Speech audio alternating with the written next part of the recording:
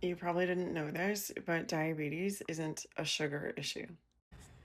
I got on the phone the other day to do a consultation with a woman who had bought blood work through a webinar that I did. And she said, "I'm not worried about diabetes. You're wrong." And I was like, "Actually, you should be worried about it." And she said, "Well, I don't eat sugar, so I don't have to worry about it." And that made me realize that we should probably have a deeper conversation about this. So, diabetes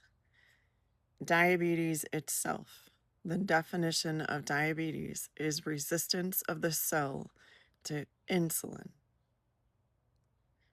Resistance of the cell to insulin.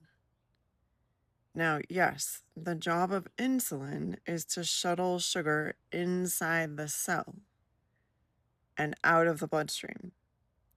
But the problem becomes that the receptor on the cell stops responding to insulin. That's what diabetes is. And she went on to say basically that she doesn't eat fruit, but she'll eat like honey and dates and other things. And just so you know, a date is a fruit. Yes, it has a different sugar structure because of how much fiber is with it, but it is still sugar. So she's still eating sugar. But on top of that, your body, to protect the brain, the liver, and the kidneys, has this built-in system where it goes through a process called gluconeogenesis. Gluconeogenesis is the process by which your body takes amino acids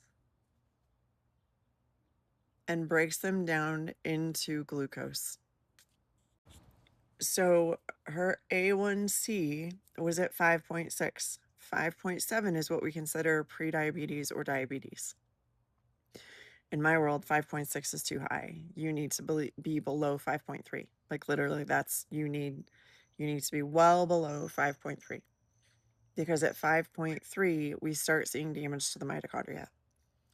So her fasting insulin was at 13, and we want that below 6. The closer we can get it to 4, the better off you are. Her fasting blood sugar, 82. So well within the normal range and even in that A range. Please excuse the magpie. This woman also eats vegetables, which are a carbohydrate, which again is sugar. Like that's what it is.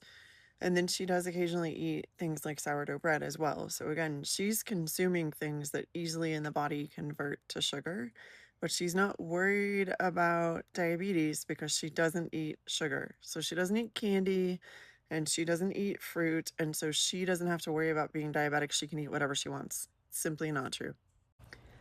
Because diabetes is not a sugar problem. It's a resistance to insulin problem. And one of the most common things I see go wrong with this is people are like, "Oh, I'm eating breakfast and then I'll have a snack." Or like I get up and I have a cup of coffee and it has honey in it.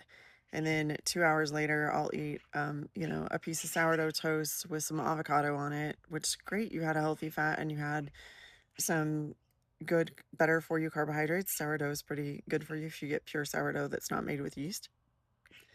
And then at lunchtime, they'll have a salad, maybe with some olives and some Parmesan cheese and maybe a little bit of chicken on it. And then a couple hours later, they are hungry again, so they'll have some nuts and some cheese, maybe even some things like salami, pepperoni. And then a couple hours later, they have dinner, and it's a high protein dinner with, maybe some steak or a pork chop, and they also have a salad or some other vegetable with that. Sounds like they're eating healthy, right?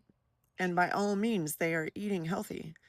But every time they eat something, they are also drowning their cells in insulin because all of that food in the fed state, you release insulin to shuttle the carbohydrates and the glucose into the cell. When your cells start becoming resistant to that insulin, that is diabetes. It's not the sugar itself. It's the resistance at the cellular level to insulin.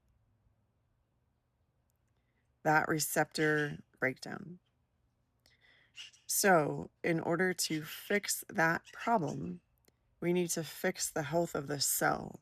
So when people talk about your metabolism and you assume they mean your weight, not all of us mean your weight. Some of us mean the health of every cell, because the trillion cells that make up your body are more important than your waistline. And if those trillion cells are functioning appropriately, your weight will be easy.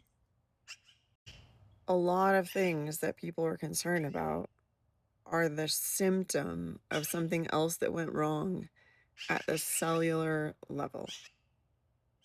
And we need to start focusing on the health of the cell in order to help the person heal.